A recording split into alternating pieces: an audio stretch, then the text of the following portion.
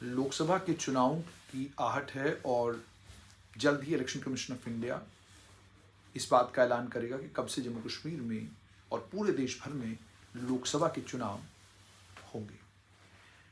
इन्हीं लोकसभा के चुनाव को लेकर डॉक्टर प्रिंस रैना मेरे साथ हैं, ऑर्थोपेडिक सर्जन हैं। 2015 में इन्होंने अपनी जब पढ़ाई मुकम्मल की उसके बाद इन्होंने ऑर्थोपेडिक सर्जन के तौर पर काम करना शुरू किया। 9 साल हो गए हैं इनको इस प्रोफेशन में काम करते हुए। ये इंग्लैंड में भी रहे हैं और उसके अलावा देश के विभिन्न भागों में भी उन्होंने हॉस्पिटल्स में काम किया है। और अब पिछले लगभग 4 साल से जम्मू कश्मीर में, ख़ासतौर पर जम्मू रियासी जो कॉन्स्टिट्यूंसी, इस कॉन्स्टिट्यूंसी में अलग अलग जगहों पर इनकी ओपीडीज़ हैं। और इन्हीं ओपीडीज़ के साथ में जिस दिन जम्मू रियासी इस नई बनी हुई कॉन्स्टिट्यूंसी से जुगल किशोर का नाम अनाउंस हुआ कि वो यहाँ से प्रत्याशी होंगे, डॉक्टर प्रिंस रैना ने भी तय किया कि वो इसी कॉन्स्टिट्यूंसी से लोकसभा का चुनाव लड़ेंगे। तो क्या ज़रूरत पड़ी एक ऑर्थोपेडिक सर्जन को जिसकी प्रैक्टिस अच्छी चल रही है चुनावी मैदान में उतरने की? क्या ज़रूरत पड़ी? आप तो एक ऑर्थोपेडिक सर्जन हैं और 9 साल हो गए आपको। जुनेद जी, आपको नमस्कार, जम्मू को नमस्कार, जम्मू कश्मीर को नमस्कार। एक डॉक्टर का काम है जब भी उसे कहीं कोई बीमारी दिखे उसे ठीक करना। और मुझे भी लगता है कि जम्मू इस समय एक बीमारी में जकड़ा हुआ है, एक बीमारी से लड़ रहा है और ये सही समय है जम्मू को उस बीमारी से निकालने का। जब हमारा संविधान बना तो बाबा साहब ने इसीलिए एक ऐसा शेड्यूल बनाया कि हर 5 साल के बाद जनता ये डिसाइड करे कि उसे क्या बदलाव करने हैं, इस संविधान को कैसे चलाना है। जैसे कि आप भी जानते हैं और सभी जानते हैं कि जम्मू किस दौर से गुजर रहा है।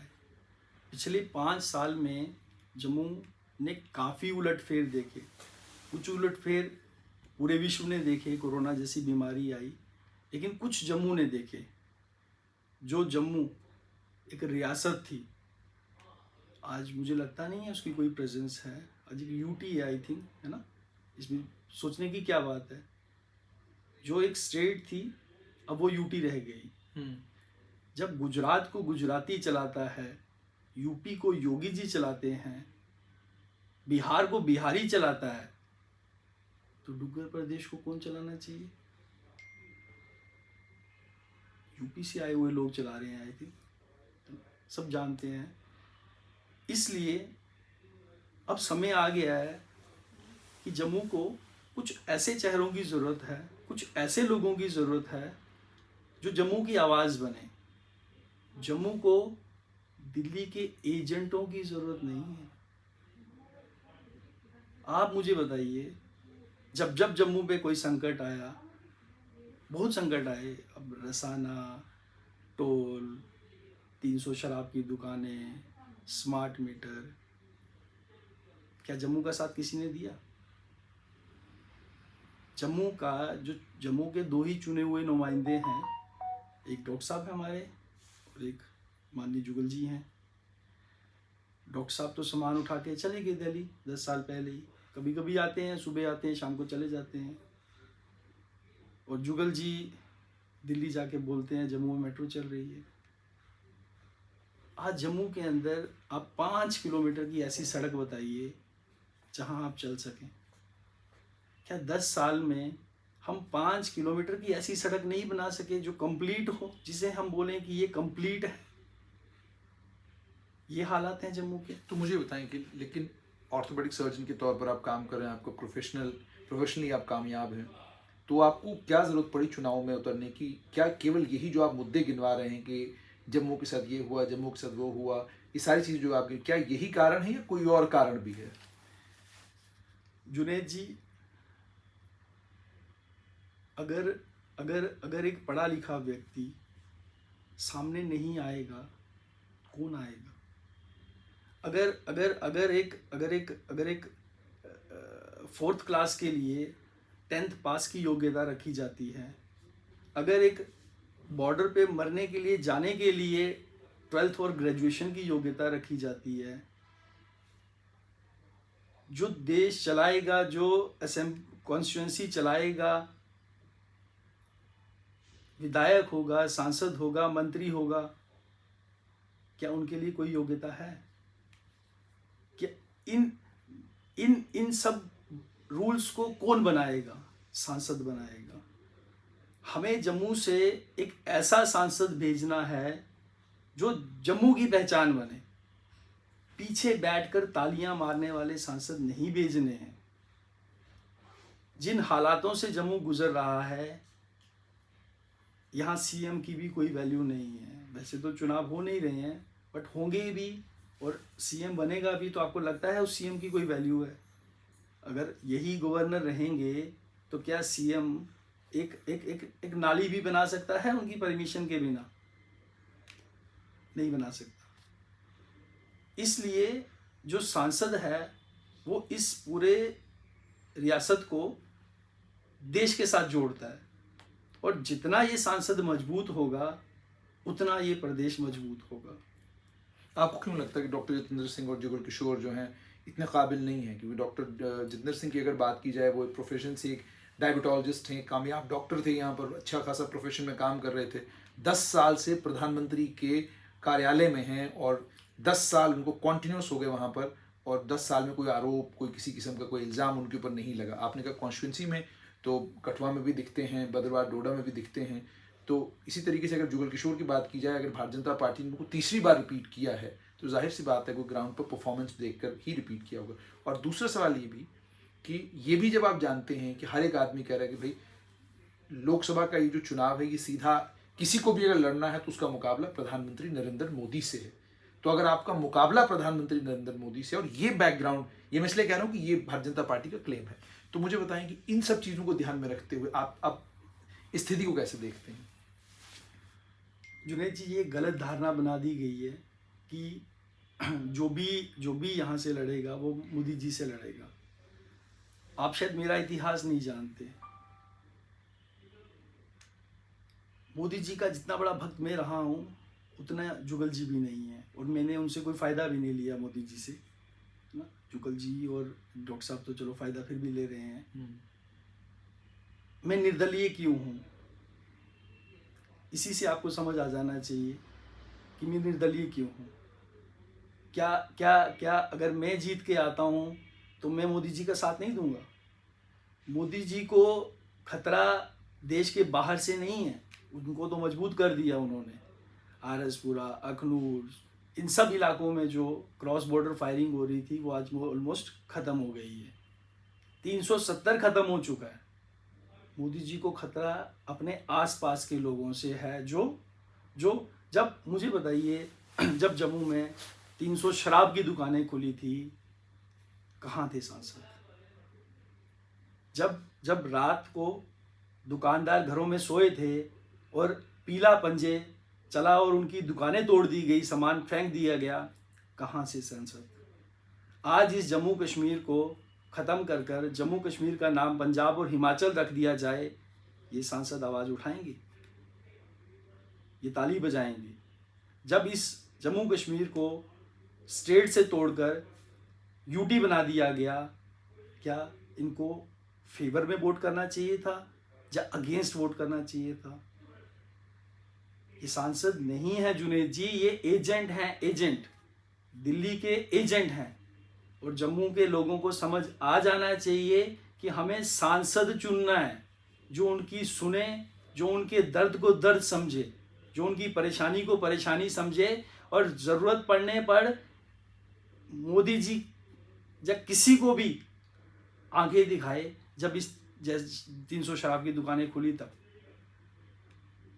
जैसे आपने 300 शराब की दुकानों की बात की, ये भी आपसे मैं समझना चाहूँगा कि आप जब कहते हैं कि सांसद की आप बात करते हैं, तो इस वक्त जम्मू कश्मीर एक केंद्र शासित प्रदेश है और केंद्रीय गृह मंत्रालय जो है वो जम्मू कश्मीर चला रहा है।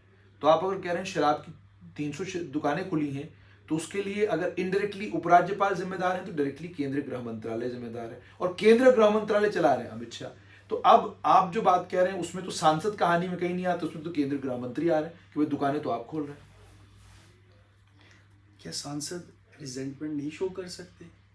क्या जब दिल्ली का चीफ मिनिस्टर सड़क पर बैठ के केंद्र के विरुद्ध लड़ सकता है, तो सांसद जम्मू की जनता के साथ बैठ के केंद्र के विरुद्ध नहीं लड़ सकते। आप जानते हैं कि अभी टोल आंदोलन हुआ था और उसमें कितना बड़ा भाग लिया था सांसद ने। क्या वो उनके साथ आगे राजपूत सभा के साथ वहाँ नहीं बैठ सकते थे?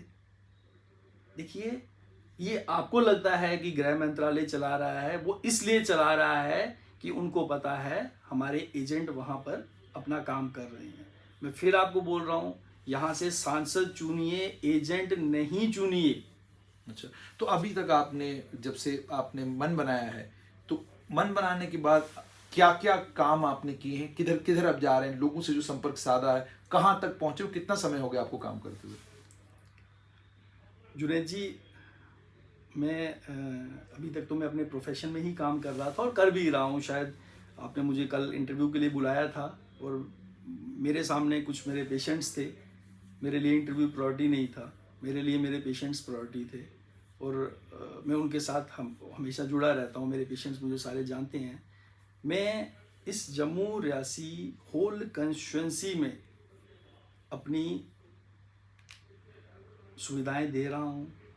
आरएसपुरा, जम्मू, रियासी, अखनूर, सुंदरबनी, ये सब लोग मुझे बहुत अच्छे तरीके से जानते हैं, मेरा काम जानते हैं और मेरी विचारधारा जानते हैं। पिछले कुछ समय में टोल आंदोलन में मैंने जम्मू की आवाज़ रखी। मैंने उस आंदोलन में अपना खून पसीना लगाया है। इसलिए लगाया है क्योंकि वो जेन्युइन था। जब भी नाइंसाफ़ी होगी, अगर आपने ही बोला कि आप इंग्लैंड गए, दिल्ली गए, अगर मुझे पैसे कमाने होते तो मैं इंग्लैंड से वापस क्यों आता? मैं क्यों आता इन टूटी हुई सड़कों में? जो बोल रहे हैं कि हमने स्मार्ट सिटी बना दी है, जो सांसद क्लेम कर रहे हैं कि बहुत विकास हो गया है, आप घरों से बाहर जाके देखिए। आपको एक पोल, एक खंबे में इतना बड़ा तारों का जाल मिलेगा कि आप समझ नहीं पाएंगे आपके घर की तार कौन सी है। क्या स्मार्ट सिटीज़ में ऐसा होता है? आप जम्मू की सड़कों की हालत देख लीजिए। अगर 10 साल में ये सांसद जम्मू शहर की सड़कों को कंप्लीट नहीं कर पाए हैं तो पूरा जम्मू कश्मीर कंप्लीट करने के लिए इन्हें 100 से ज़्यादा साल चाहिए। क्या Jammu Akhnoor road, Jammu RS Pura road, Jammu Rajouri road, ये इतनी बड़ी सड़कें हैं कि इसे 40 साल 50 साल, सिंगापुर, यूरोप जैसे देश 20 30 40, दुबई 40 साल में वो कहाँ से कहाँ पहुँच गए। आप तभी रिवर फ्रंट को देखिए, 1 साल से ज़्यादा का काम नहीं है वो। आप माँ बावे वाली को देख लीजिए, 25 गाड़ियों की पार्किंग नहीं है वहाँ पर। आप मेडिकल कॉलेज को देख लीजिए, आप अपनी गाड़ी ले जा सकते हैं वहाँ पे, आपको गाड़ी लगाने की जगह मिलेगी।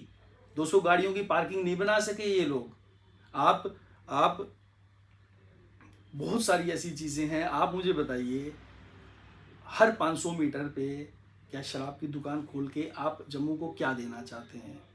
आप मुझे बताइए, अगर यहाँ पर अगर किसी भी रूलिंग के अकॉर्डिंग चरस गांजे की दुकानें खुलती हैं तो क्या आपके सांसद रिवोल्ट करेंगे? आपकी नदियाँ, आपकी तवी, आप उससे रेत बजरी नहीं ले सकते। 4000, 5000, ब्लैक में 8000। आप मुझे बताइए कि सांसद का रोल कितना इंपॉर्टेंट होता है।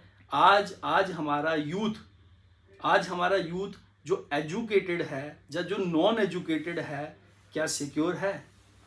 आप एक बच्चे को 12 से 15 साल तक पढ़ाएंगे, लाखों रुपया खर्चेंगे, क्या एक बाप को गारंटी है कि वो बच्चा 25 साल में सारी पढ़ाई करने के बाद उसे कोई 20,000 की नौकरी मिलेगी? कोई गारंटी है? मुझे, क्योंकि मैंने कहा ना आपको कि एक चीज़ अंत में मैं आपसे ये जानना चाहूँगा कि ये तो सारी चीज़ें आपने गिनवाई हैं कि ये सब चीज़ें, ऐसा लगता है कि आप बता रहे हैं कि मेरा एजेंडा ये है कि मैं इन सब चीज़ों पर काम करूँगा। लेकिन अगर आप एक इंडिपेंडेंट के तौर पर उतरते हैं और चुनाव लड़ते हैं और चुनाव लड़ने के बाद मान लीजिए कामयाब भी हो जाते हैं, तो फिर उसके बाद आगे क्या करेंगे आप? क्योंकि आप क्या आप विपक्ष का हिस्सा बनेंगे या क्या आप सरकार के साथ चलेंगे? मैं जम्मू के साथ चलूँगा। मैं 300 दुकानें खुलने नहीं दूंगा, इनके लाइसेंस रिवोक नहीं होने दूंगा। मैं जो प्रोजेक्ट 5 साल का है उसको 6 महीने में करके दिखाऊंगा। मैं जम्मू की जनता के साथ जब जब नाइंसाफ़ी होगी। सांसद का भी एक दायरा होता है। सांसद भी के पास भी अनलिमिटेड या अनब्रिडल्ड पावर्स नहीं होती। आपके पास ताकत है, मतलब मान लीजिए यहाँ कोई प्रोजेक्ट चल रहा है तो सरकार तय करेगी, प्लानिंग का डिपार्टमेंट तय करेगा, प्लान में डलेगा, उसके बाद सब चीज़ें होंगी। आपके पास भी एक CDF होगा, आप उस कॉन्स्टिट्यूंसी डेवलपमेंट फंड के जरिए जो चाहें वो कर सकते हैं।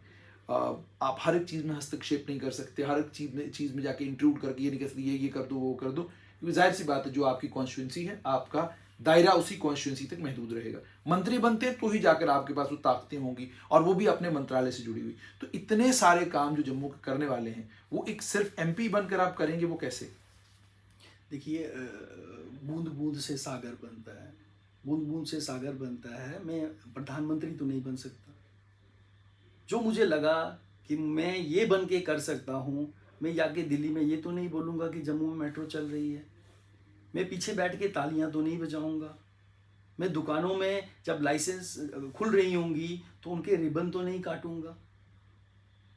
मैं वो काम तो नहीं करूंगा। बहुत कुछ कर सकते हैं, बहुत कुछ कर सकते हैं।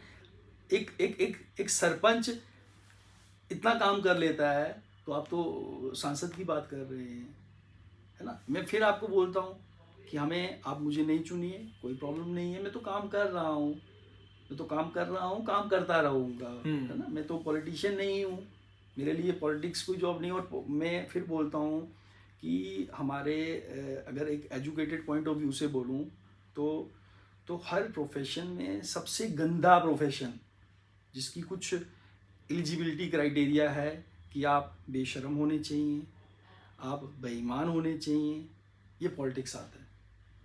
लेकिन आप मुझे बताइए कि अगर इस दलदल में हम नहीं आएंगे तो इस दलदल को कैसे साफ करेंगे?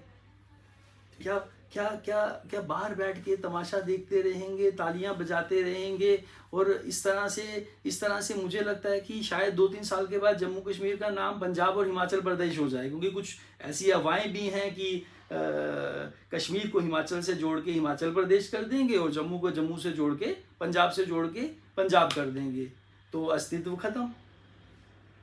अच्छा, एक था डोगरा होगा, एक है, अभी तो है ना, एक है डोगरा, अभी वो भी डाइल्यूट हो गया है, फिर रहेगा एक था डोगरा, है ना। लेकिन मैं तमाशा नहीं देखूंगा। मैं नहीं कुछ कर पाऊंगा, लेकिन मैं तालियां नहीं बजाऊंगा, मैं तमाशा नहीं देखूंगा। मेरा फर्ज है, इतिहास जब लिखा जाएगा मैं ये नहीं बोलूंगा कि मैंने कुछ किया नहीं। इसलिए मैं आज आगे आया हूँ, इसलिए मैं जम्मू के सामने आया हूँ कि सांसद चुनिए, एजेंट नहीं चुनिए। मैं भी मोदी जी को उतना मानता हूँ जितना जुगल जी मानते हैं, जितना डॉक्टर जितेंद्र मानते हैं, शायद हम उनसे ज़्यादा मानते हैं, क्योंकि हम कोई फ़ायदा नहीं लेते हैं तो भी मानते हैं।